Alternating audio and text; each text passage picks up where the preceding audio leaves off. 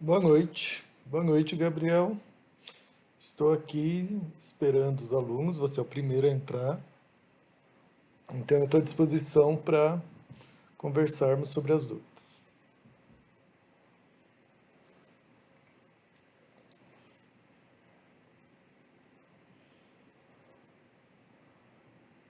Não, chegou mais do que no horário. O pessoal que não está chegando no horário.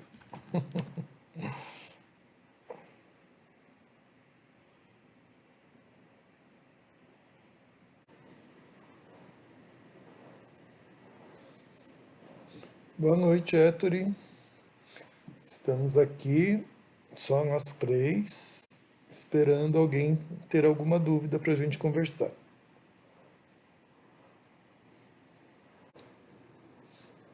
Oi, professor, boa noite. Boa noite, Ettore. Professor, eu vou aproveitar então que só está nós três aqui, que aí pelo menos eu consigo conversar com o senhor melhor.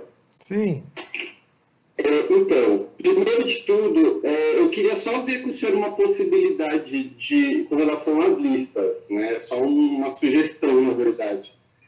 Eu vi que a maior parte a lista 3, a 4, a 5, a 6, elas têm diversos exercícios, né? Não é tipo como a 1 que tinha 10, a 2 que tinha 20. E esses exercícios, cada um eles tem sub-exercícios. E aí eu queria ver com o senhor se não tem a possibilidade do senhor dar uma enxugada nas listas que tem muito exercício, professor, porque está demandando muito tempo fazer as listas e como o senhor quer todas de uma vez, todos os exercícios de uma vez, para dar uma completude, eu acho que está um pouco puxado. Na verdade, é só uma sugestão, né? Não bem como. ainda bem que é só uma sugestão. Não. É porque também tem outros alunos que concordam, mas é aquela coisa, né? Sempre tem que ter um para bater a cara e falar com o senhor, porque senão ninguém tira dúvida e todo mundo fica reclamando só no offline, mas quando chega na cara do senhor ninguém fala. Então eu Então, aproveitei já que Ettore. estou um pouco aqui para já perguntar para o senhor se tem essa possibilidade. Então, Héctor, e esses exercícios, eles assustam, mas eles são tudo de duas, três linhas. Quando começar a probabilidade, que é a partir da quarta lista, os exercícios são todos de duas, três, quatro linhas. É tudo exercício facinho. Então, assusta a quantidade, mas eu diria que a primeira lista acho que foi até muito mais trabalhosa do que a quarta, quinta. Embora a quinta tenha 25 exercícios, eu acho, que também não é tanto assim. Mas a hora que você for resolver, se você resolver da maneira certa, né? Você resolve em duas, três linhas. Então é mais o susto de achar que esses exercícios são demorados iguais aos primeiros exercícios, porque depois da quarta lista é tudo exercício muito fácil no sentido assim, de menos trabalho. São exercícios que se você olha e sabe o caminho certo, você resolve em três linhas, tá? Então é mais pelo assustar. E pensando nisso, a gente conversou isso na última aula, e alguns alunos pediram, e o que eu fiz foi mudar as datas de entrega das listas, né? Eu dei um espaçamento maior para vocês terem mais tempo para fazer as listas para entregar. Eu vi que o senhor enviou, mas eu estou falando mais assim, porque existe um grupo da disciplina, né, no WhatsApp, e aí os alunos acabam conversando, e aí a gente chegou nesse assunto da quantidade de exercícios e subexercícios, e aí ficou naquela, mas alguém vai falar com o professor, alguém comenta com o professor, e ninguém foi lá e deu as caras. Eu falei, então eu vou aproveitar que já estamos quase perto aqui da hora e comparar com o professor. Então, e aí eu repasso. Assim, não é um ensaio só meu, né? É de toda, ou melhor, quase toda a sala. Então, mas eu conversei isso com quem estava, não sei se estava na última aula, que a questão é, eu estou trocando a quantidade de serviço pela surpresa da não prova, pela não surpresa da prova, certo? Uhum. Vocês jamais vão ser surpreendidos nessa disciplina, nesse curso, porque não vai ter prova. Então, não corre o risco de vocês estudarem, estudarem, estudarem, estudarem, chegar no dia da prova, um professor maluco escolhe um exercício assim, inédito, que nunca ninguém fez. Ah, então eu vou colocar esse para os meus alunos ver se alguém faz. E aí vocês vão mal na prova porque, embora tenham estudado, vocês não conseguem fazer um exercício que é muito difícil. Então eu estou trocando essa não surpresa da prova pelo volume de trabalho. Então a minha intenção é colocar vocês para trabalhar mesmo. Se vocês estão achando que vocês estão trabalhando, então eu estou realizado. Era isso que eu queria. Eu queria que vocês trabalhassem, né? Porque estatística e probabilidade a gente só aprende se repetir muito as coisas. É uma coisa meio de repetição para você conseguir aprender. Então, o objetivo era esse mesmo, embora vocês estão achando que o volume é maior do que realmente é, né? Eu acho que essas três primeiras listas, embora a terceira já seja bem facinho, você pode fazer no Excel, eu tenho feito no Excel nas aulas teóricas. A terceira lista eu fiz um monte de exercício no Excel para mostrar para vocês como é que faz. Fazendo no Excel vocês resolvem rapidinho. E a partir da quarta lista é tudo exercício de probabilidade. Joga um dado. Qual é a probabilidade de sair 5? É um sexto. Pronto, respondeu. Não tem muito o que Não, fazer. eu vou tirar essa dúvida mesmo para passar para o pessoal, para não ficar mais falando sobre isso, porque pode ter meio alguém aparece com esse assunto, prognosticado, não falar para o professor e ninguém fala, eu vou falar já para centralizar toda a informação, Não, então. mas pode acalmar eles que os exercícios são muito simples a partir da quarta lista, tá? Tá bom, professor, obrigado. Agora, eu queria tirar outras dúvidas, não referente à lista mesmo. Fala. Então, professor, eu queria ver com o senhor duas coisas. A primeira eu ainda estou na lista 2, que eu estou fazendo ela. Aí, é só dúvida técnica, não é nada que o senhor precise fazer. No exercício 6, o senhor pede para a gente construir o blogspot das informações. Aí, eu queria só ver mesmo com o senhor a questão da escala do gráfico, que eu estou fazendo à mão. Precisa ser Então, necessariamente o certinho, boxplot, professor? o boxplot ele tem escala só no eixo Y, né? Então só no eixo Y você vai fazer a escala. Ele tem que a escala tem que ir do 2 até o 97, no mínimo, né? Então eu sugiro você começar do zero mesmo e acabar no 100. Faz divisão de 10 em 10 e você tem ou de 20 em 20 para você depois colocar os valores na posição correta, né? Do primeiro quartil, terceiro quartil, mediana, colocar na posição correta. Tá bom? Tá bom.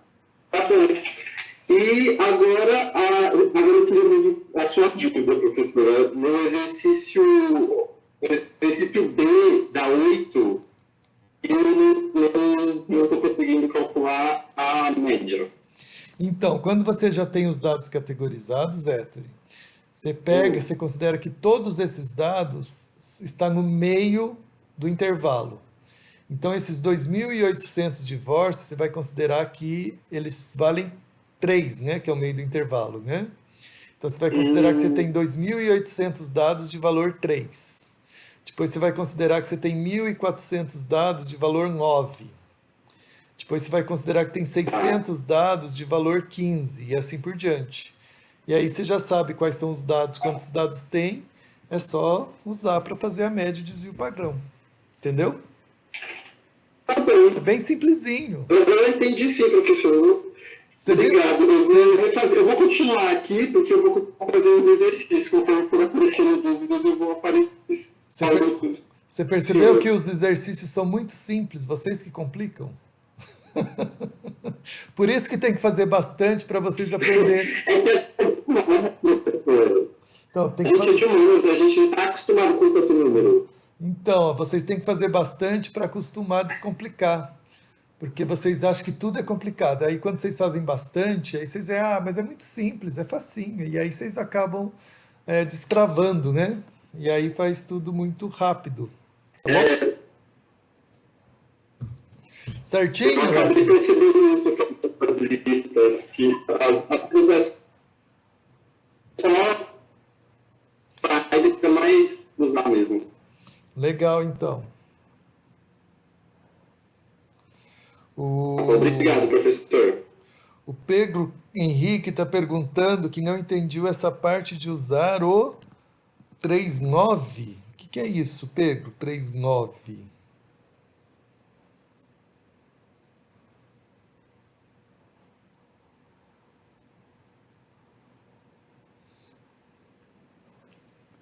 Ah, essa parte no exercício 8, o senhor falou para usar o intervalo. Ah, tá. O 39, entendi agora. Ó, os dados aqui vão de 0 a 6. Como você não sabe quais são os valores de dado, você vai considerar que todos os dados estão no meio do intervalo. E qual que é o meio desse intervalo? É o 3, não é? Então você vai considerar que todos os dados, esses 2.800 dados que estão aqui dentro, todos eles valem 3. Assim como nesse outro intervalo aqui, o meio do intervalo é um 9. Então você vai considerar que esses 1.400 dados que estão aqui dentro, todos eles valem 9. E assim por diante. Entendeu, Pedro? Não, histograma é a classe categorizada, Pedro. Histograma não é com dados, é com caixinhas. No histograma, ele já deu as caixinhas já estão dadas aqui. Então, no histograma, você vai considerar a caixinha 06, a caixinha 612, a caixinha 1218. Para fazer histograma, você usa as caixinhas que já são dadas. Histograma, para se fazer, precisa de caixinhas, certo? Para calcular a média e o desvio padrão é que você precisa do dado. Então, nesse caso, você vai considerar que os dados para calcular média e desvio padrão estão no meio do intervalo, tá bom? Então, é para calcular média e desvio padrão que você vai considerar que tem 2.800 dados iguais a 3, 1.400 dados iguais a 9 e assim por diante, tá bom? Ah, que bom que você entendeu. Se quando tiver dúvida, pergunta de novo.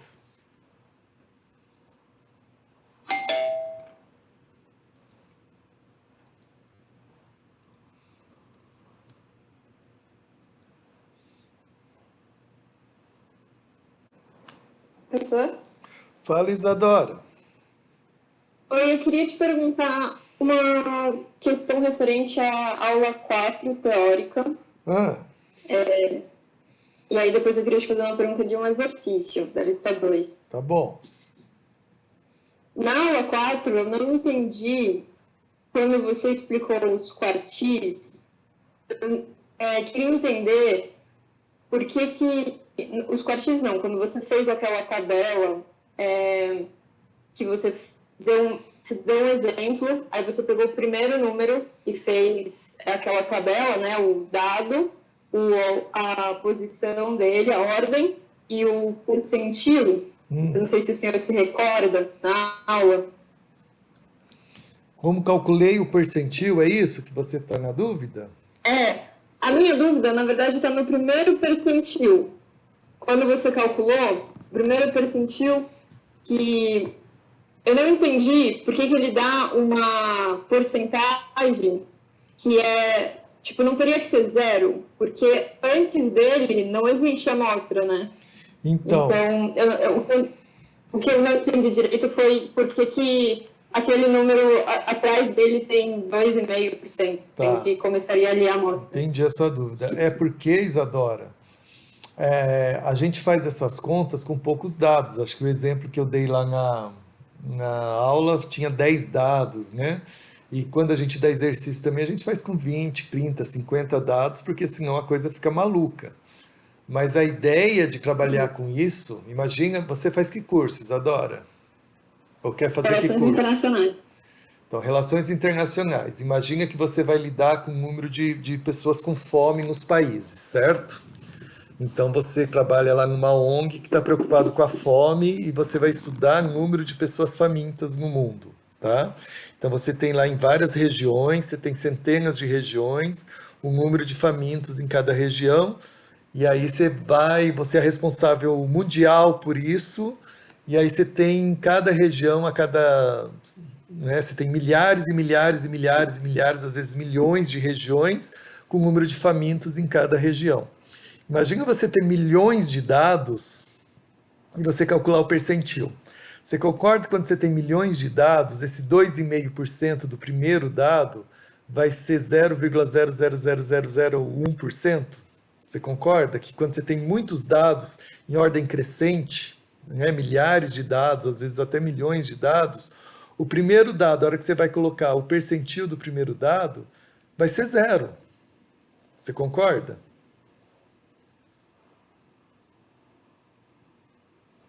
Entendi, concordo, sim. Porque aí você vai pegar, Então, você vai depende do dividir tamanho da um. amostra, uma É, amostra muito grande. isso, então esse primeiro dado, o percentil dele é um menos meio, que é meio. Imagina dividido por 1 milhão, dá 10 a menos 6. Então é zero. Então esse primeiro dado, ele tem 0% dos dados antes dele. É que quando a gente faz exemplos com 10 dados, 15 dados, 20 dados, para a gente aprender a calcular mesmo, né? Esses exemplos, né, eles trazem essas incoerências que você reparou.